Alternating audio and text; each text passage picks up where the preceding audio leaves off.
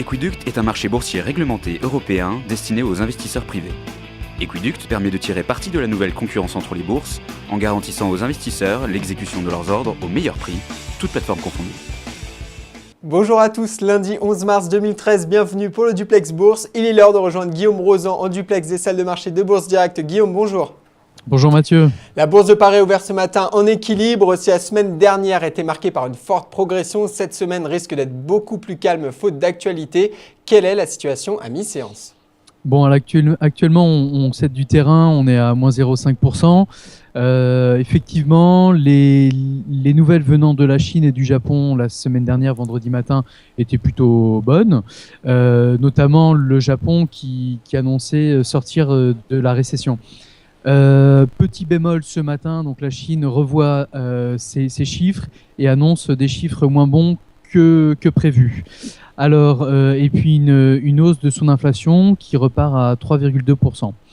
Sinon, vendredi soir, on a Fitch qui a dégradé la note de la dette de l'Italie pour passer à BBB+, et une perspective négative. Voilà, donc la semaine va être assez tendue, plutôt volatile, puisqu'on attend les nouvelles de l'Italie, qui doit trouver un gouvernement d'ici vendredi. Ouais, donc l'Italie est toujours au cœur de l'actualité. Et quels sont les supports et les résistances à surveiller ? Alors, en termes de support, on regardera les 3800. Et puis vraiment, si on franchissait les 3770, là, on reverrait éventuellement la position quant à les perspectives haussières du CAC 40 sur l'année. Voilà. Sinon, les résistances, on surveille les 3850, 3870. Très bien, parlons maintenant des titres. Du côté des titres, donc Eurofins Scientifique est de nouveau en hausse ce matin. Le groupe profite évidemment du scandale de la viande pour multiplier les analyses. Quelle précision pouvez-vous nous apporter sur cette valeur ?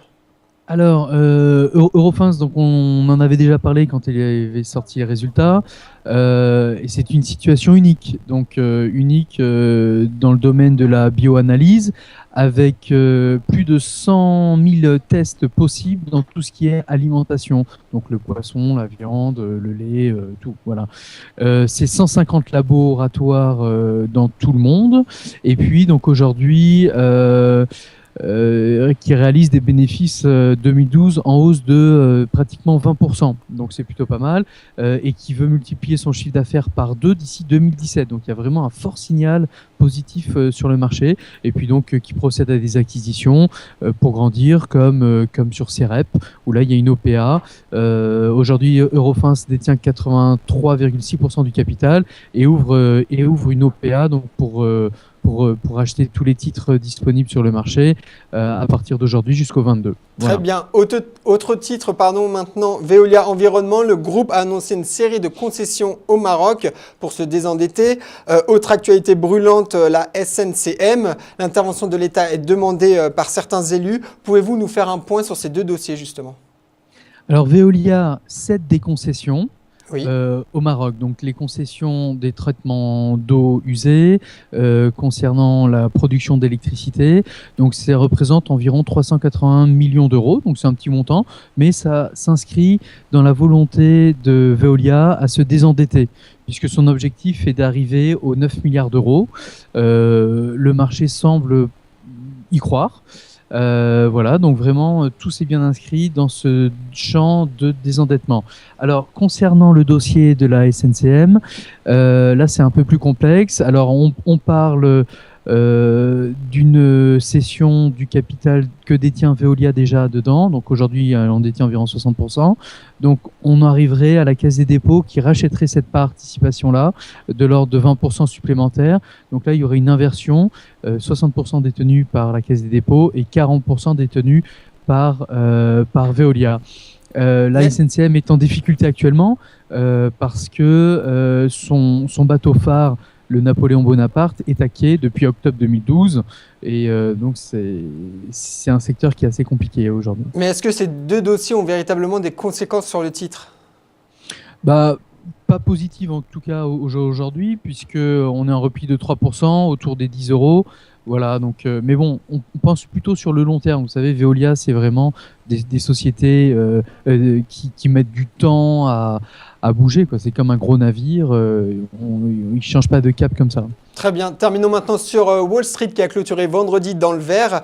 Le rapport sur l'emploi du mois de février était bon. Le taux de chômage a atteint ses plus bas niveaux depuis 2008.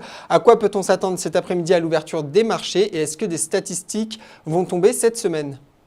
Alors, donc, juste pour rappeler le chômage, on a eu des chiffres meilleurs que prévu. Donc, on rappelle que c'est tombé à 7,7%, en repli de 0,2 points, et une révision positive aussi sur les chiffres de janvier.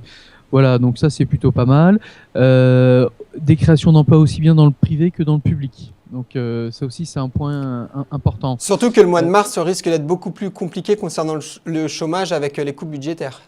Oui, absolument. Alors là, ce serait plutôt dans la défense. Donc l'impact paraît pas trop non plus important. Donc on ne sait pas trop. Donc là, on attend vraiment les chiffres, mais on estime que ça n'aura pas trop d'importance.